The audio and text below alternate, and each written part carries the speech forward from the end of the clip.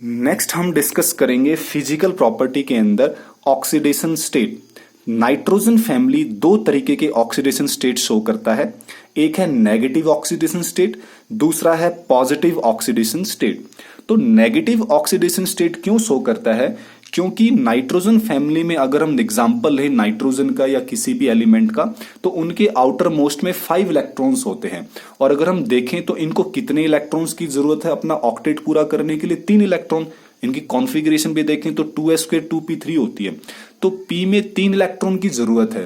अगर ये 3 इलेक्ट्रॉन और आ जाएंगे तो इनकी स्टेबल कॉन्फ़िगरेशन हो जाएगी ना। तो और आने के लिए क्या करेंगे? ये गेन करना पसंद करेंगे, और जब भी गेन करेंगे तो ये नेगेटिव ऑक्सीडेशन स्टेट को शो करेंगे। अच्छा, जितने इलेक्ट्रॉन को गेन करेंगे उतने ही इनका ऑक्सीडेशन स्टेट होगा। तो -3 OS यहां पे मैं लिख रहा हूं ऑक्सीडेशन स्टेट को। क्लियर? एक क्वेश्चन बनता है कि नाइट्रोजन आसानी से इजिली -3 ऑक्सीडेशन स्टेट को शो करता है। तो इसका रीजन आपको देना है क्योंकि नाइट्रोजन का एक तो स्मॉल साइज होता है, स्मॉल साइज। दूसरा, इसकी हाई इलेक्ट्रोनेगेटिविटी होती है, हाई इलेक्ट्रोनेगेटिविटी। ठीक है, हाई इलेक्ट्रोनेगेटिविटी होती है। ये दो कारण है जिससे नाइट्रोजन आसानी से -3 ऑक्सीडेशन स्टेट को शो करता है। लेकिन जैसे जैसे हम नाइट्रोजन फैमिली में नीचे की तरफ जाएंगे तो -3 की ऑक्सीडेशन स्टेट करने की जो टेंडेंसी है वो घटती चली जाएगी, क्योंकि एटॉमिक साइज बढ़ेगा और इलेक्ट्रोनेगेटिविटी घटेगी। उसके बाद हम देखते हैं कि ये प्लस ऑक्सीडेशन स्टेट क्यों शो करता है, यानी कि पॉजिटिव।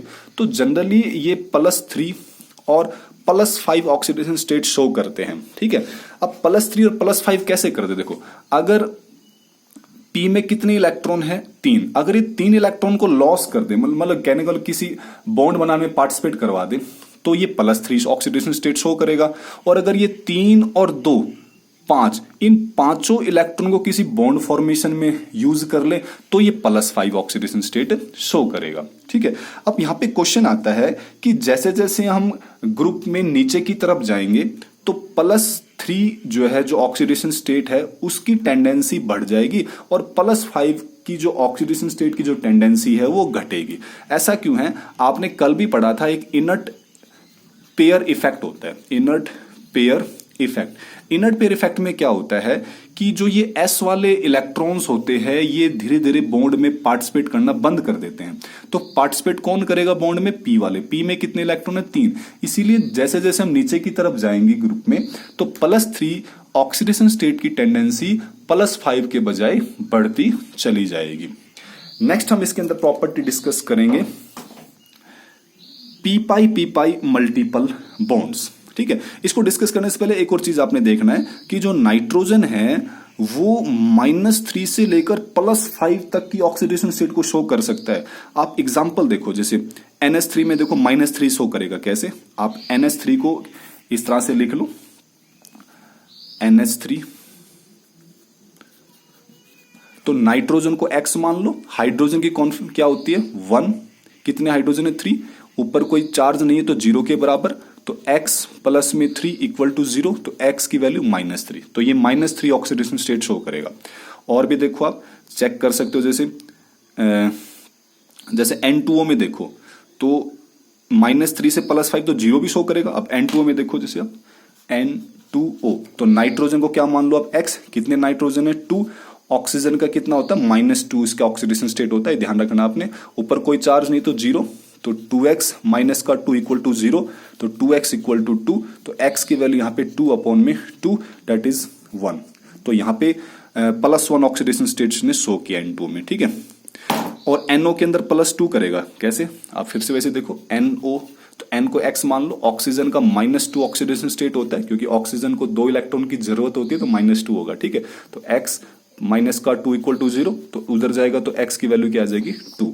इस तरह से आप चेक कर सकते हो कि नाइट्रोजन जो है -3 से लेकर +5 ऑक्सीडेशन स्टेट भी शो कर सकता है। +5 में आप HNO3 का एग्जांपल देख लो। HNO3, अगर आप HNO3 की बात करें, HNO3 हाइड्रोजन का +1 होता है, नाइट्रोजन को x मान लो, ऑक्सीजन का होता है -2 और 3 से गुणा कर लो। ऊपर कोई चार्ज नहीं तो 0 के बराबर। तो यहाँ पे कितना आ जाएगा? 1 प्लस में x माइनस का 6 इक्वल टू 0। तो x की वैल्यू 6 - 1, तो x की वैल्यू कितनी आ जाएगी? +5 आ जाएगा। ठीक है, और नेक्स्ट प्रॉपर्टी अब हम देखते हैं P pi multiple bond. P पाई का मतलब होता है कि पी ऑर्बिटल यूज होते हैं इसके अंदर और पाई यानी कि डबल बॉन्ड। तो पाई यानी कि डबल बॉन्ड, तो पी पाई मल्टीपल बॉन्ड। तो कहता है नाइट्रोजन जो है due to its small size, उसका साइज स्मॉल होता है, इसीलिए वो आसानी से पी पाई मल्टीपल बॉन्ड बना लेते हैं खुद के साथ। ठीक है, क्योंकि आपको पता है नाइट्रोजन कैटिनेशन प्रॉपर्टी शो कर सकता है, तो खुद के साथ ही बॉन्ड बना सकता है, जिसकी वजह से जो नाइट्रोजन है उसको हम एन ट्रिपल बॉन्ड एन लिखते हैं, क्योंकि एन और एन के बीच में ट्रिपल बॉन्ड आता है। ठीक है, अब इस ट्रिपल बॉन्ड में अगर आप देखो तो पाई इलेक्ट्रॉन यूज हो रखे ना, अगर आप इसको देखो गौर से तो नाइट्रोजन बीच वाला तो सिग्मा बॉन्ड, ये कौन सा है पाई बॉन्ड, ये कौन सा है पाई बॉन्ड, और पी में नाइट्रोजन में पी ऑर्बिटल होता है, तो पी पाई और पी पाई। ठीक है, पी पाई और पी पाई ये बॉन्ड आसानी से बना लेगा, क्योंकि साइज कैसा है इसका, कम है।